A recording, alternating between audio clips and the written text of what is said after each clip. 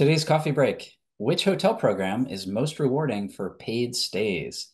Now, we like to use our points and free night certificates for stays, but we know some people out there occasionally book paid stays. And to be honest, we do too every now and then. And so we took a look at, we did a deep dive and looked at which ones offer the most like points and the most rewarding points for paid stays. And we're going to cover that today.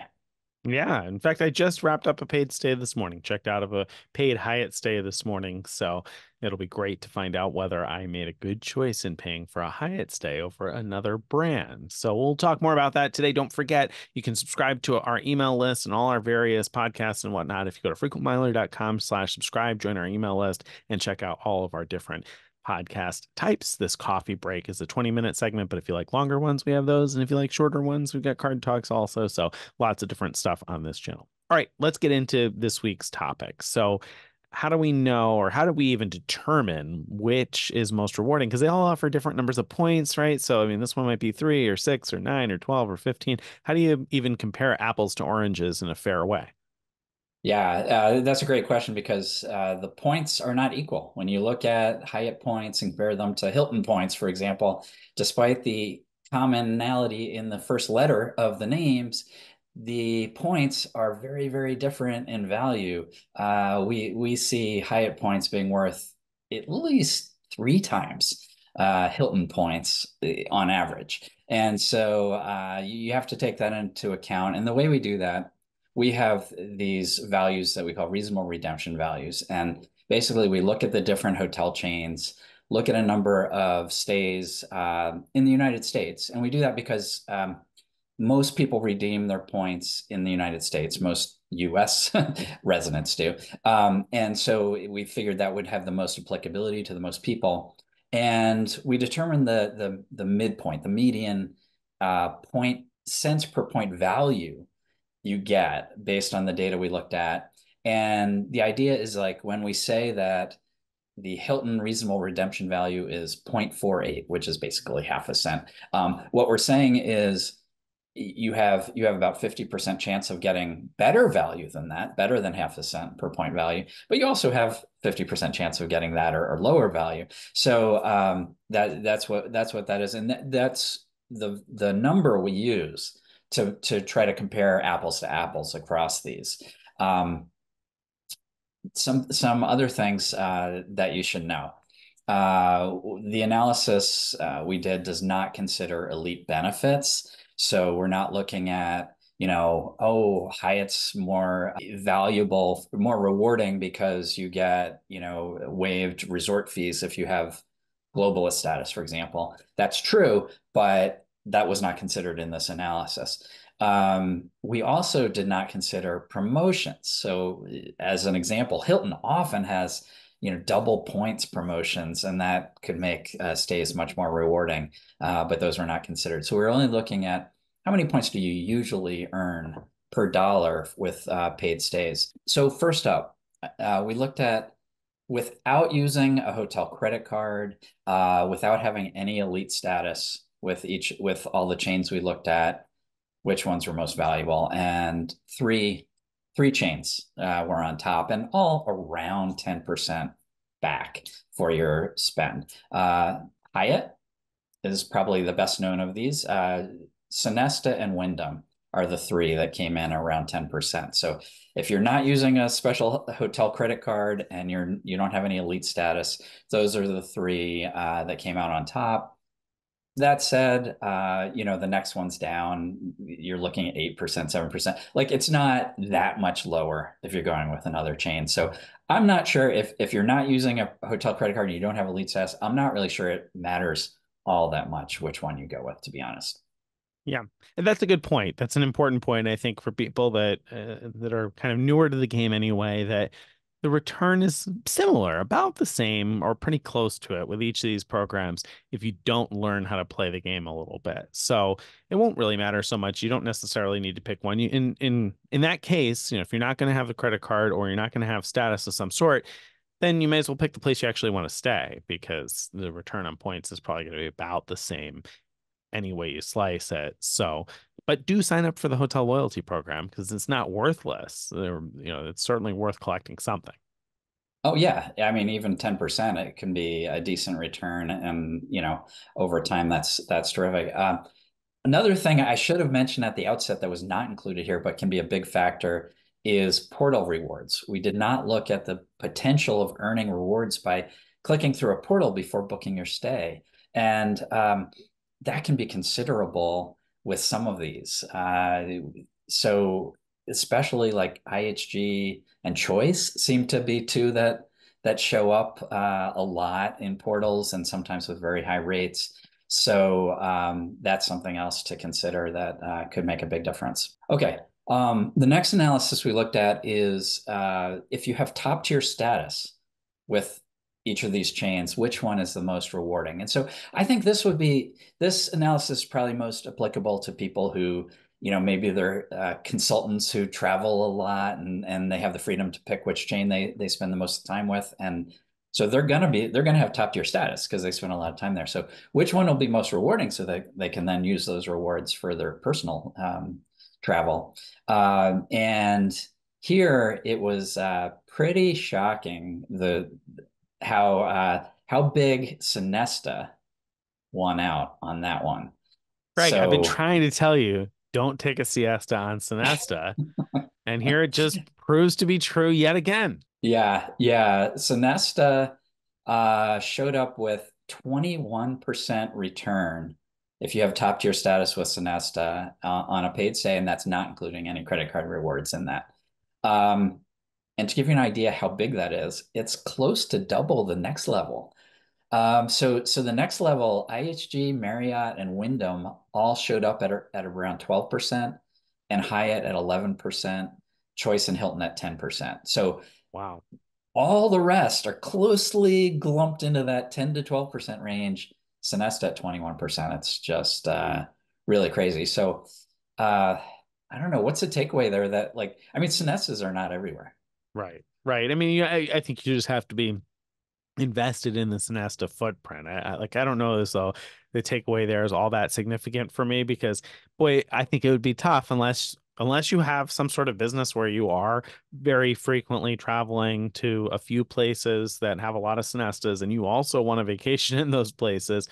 It would still be hard for me to choose Sonesta. But the thing is, if it does work for you, then it's really nicely rewarding. So it's Yeah. worth taking a look. If you are one of those traveling consultants, salespeople, business person that's on the road a lot, taking a look and seeing, does Sonesta have a lot of coverage in the places I go to? And if they do, how can I get top tier status and earn a good return? And where would I be looking to use the points later on? Because, Sonesta isn't, when we say it isn't everywhere, we really mean it isn't everywhere. There's a lot of places where there's no Sonesta at all. So Right. how exciting that's going to be for you is going to vary. But for some people, that'll be great. I mean, 22% back, especially if you're traveling a lot for business, $100 back plus 100, more than $100 back every time you spend 500. I mean, that'll add up pretty quickly. So I think that's interesting, but not a catch-all solution.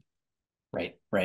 All right. So then the third analysis we did, I think, is most applicable to most people in that. So a lot of hotel credit cards give you elite status automatically. And they also usually give you more bonus points if you pay with that credit card at their own hotels. And so we looked at that combination. We looked at all the main credit cards in the US that are hotel specific and analyze based on the idea you have the level of status the credit card gives you, plus you're going to earn not just the number of points you get for having that status, but also the points you get by using that credit card for your spend. So that combination.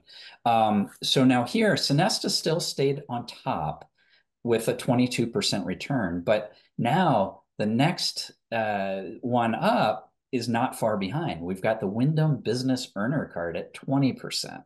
So yeah, so that one is really close. Then the personal Wyndham Earner Plus is not that far behind at 18%.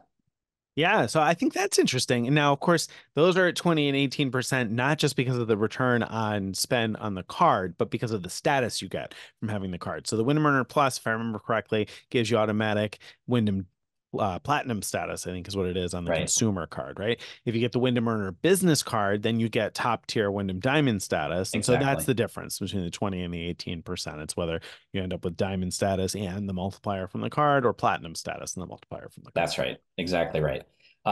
Then the next number of cards and hotel combos give you 16% return, which is still pretty good, and not that far from Sonesta's 22%, I guess. So you've got within that 16% range, you've got Hyatt using it with the World of Hyatt card. You've got the Hilton Aspire card. You've got the IHG Premier and the IHG Premier Business cards. All of those will net you 16% returns if you use those cards for your stays. And what you have to consider here now is that, yes, that's 6% less than Sonesta, but you're also gaining a lot in the sense that you're getting much wider footprints than Sonesta, and then also potentially other side benefits if you're actually staying some enough to earn milestone rewards and that sort of thing, which I think we'll probably come back to. But at any rate, it might bridge the gap. Like the convenience factor alone might bridge the 6% gap there. I think, Yeah, pick your poison in terms of which of those programs matters to you. right. And with IHG specifically, portal rewards can easily Yeah, bridge that for gap sure. easily. We often see 8% or higher with IHG. Mhm. Um, the next up, right below the 16 percenters, you've got the Bonvoy Brilliant card that's with Marriott at 15%. So that one gives you automatic platinum status, which is why that one does reasonably well. And then right below that at 14%, you have the Hilton, the other Hilton cards, the Surpass and the Business card. And they give you less than the Aspire because they give you gold status um, instead of Diamond diamond status, status, which the yeah. Aspire gives you. Aspire also gives you 14 points per dollar instead of, I think these give you 12, if I 12. remember right. Yeah. Yeah. Yeah. So it's a 2% difference between the extra 2 points that you'd get with the Aspire and the difference in status. So pretty low difference there. But I think it's interesting to show that all of these programs come out pretty darn close. I mean, if you take Sonesta out, they are well ahead, but they need to be, right? Because the whole idea is if you have a smaller program, you need a more generous rewards program in order Right. to attract people to choose your program over others. So it makes sense to me that Sonesta is far ahead, even though it was surprising to all of us. I think it makes sense. They need to incentivize people. The other programs are all pretty darn close. The 14, 15, 16%. Again, portal rewards might make the difference there, location of the hotel that you want, et cetera, or the hotels that you want to stay at. So I think it's interesting that they all are so close in terms of the percentage level. Yeah. Yeah. Um, and so let's talk about now the analysis didn't consider this, as we said, like it didn't consider if you care about elite status, for example. Um, it can be worth earning less rewards in order to get to a higher level of elite status in order to benefit from elite benefits, right? Uh, and not only that, some of these programs have milestone rewards, which are specific, valuable rewards that you get at certain numbers of number of days stayed. For example, at Hyatt, you might earn free night certificates, you might earn suite upgrade certificates, things like that. IHG, you can earn suite upgrade certificates, and Marriott, you can earn some things that aren't as valuable as what IHG and IHG offer, but you can earn like a free night after 75 nights. So you can earn and you can earn some daily upgrade Nightly upgrade awards or something. I awards. forget what they call them. Yeah, yeah, which you forget because that's how valuable they usually are, although they can be sometimes very valuable. They're harder to use, though, and harder to get good value out of. Yeah, I mean, I think all of those things matter. And so I think that, interestingly, if you're not going to go for top tier Hyatt status, then I think you probably, my opinion would be, it would make more sense to focus on either Marriott or Hilton or maybe IHG. So IHG, my argument for IHG would be if you're going to stay at least 20 nights a year, but not a lot more than that, then IHG might be the right choice for you because the milestone rewards, the suite upgrades start at 20 nights. And so that might be worth it if you're going to spend about 20 nights a year. Although if you're going to spend about 20 nights a year, then you have to consider, well, if I get the two right Marriott cards, then I could end up with platinum status from Marriott with 20 nights stayed plus the elite nights from getting a couple of the credit cards. So you have to kind of compare as to which footprint works better for you and which elite program works better. But with Marriott, then you'd be getting free breakfast at a lot of places. Of course, you can get the Hilton Diamond, the Hilton Gold status or better with any of those credit cards we mentioned and get free breakfast-ish or food and beverage credit anywhere. So I think you just have to start considering those things when it comes to comparing one versus another. Do you have a favorite among them here? Do I have a favorite? Well, it's so hard. I mean, Yeah. you know, Hyatt is by far my favorite when it comes to if you're going to earn, let's say 40 nights, because that's when the really big rewards kick in with Hyatt. You have the suite upgrades that are bookable at the time of booking, that confirmable at the time of booking. You have the Guest of Honor awards, where even if you don't have top tier global status, you could use that Guest of Honor award for yourself and have a top tier stay, which has all kinds of great perks. So that's probably my favorite program, but you have to get to 40 nights. So the bar is much higher than some of the other programs. As you were saying, Marriott and IHG, you get meaningful rewards at lower numbers of days stayed, as long as you have the right, in Marriott's case, you have to have the right credit cards to make that happen. Yeah, yeah. And I think it's probably worth mentioning here that with Hilton, you don't really need any stays at all because the credit cards are going to give you the elite benefits and milestone rewards are not nearly as well defined. So that may not matter so much to you. But the other thing that is worth mentioning here that we missed, I think, is that with some of these, you'll earn elite nights based on spend with the card, depending on which card you have. And so Hyatt is the easiest example to explain out of those because you'll get Yeah. 2 elite nights for every 5,000 spent on the consumer card. You get the business card, and I think it's what, 3 elite nights for every 10K spend, or no, I'm sorry. It's Not 10. 5 for Five, 10K five or spend. 10K spend. I knew I had that wrong as soon as they said it. So you can earn some nights that way that count towards elite status and those milestone benefits.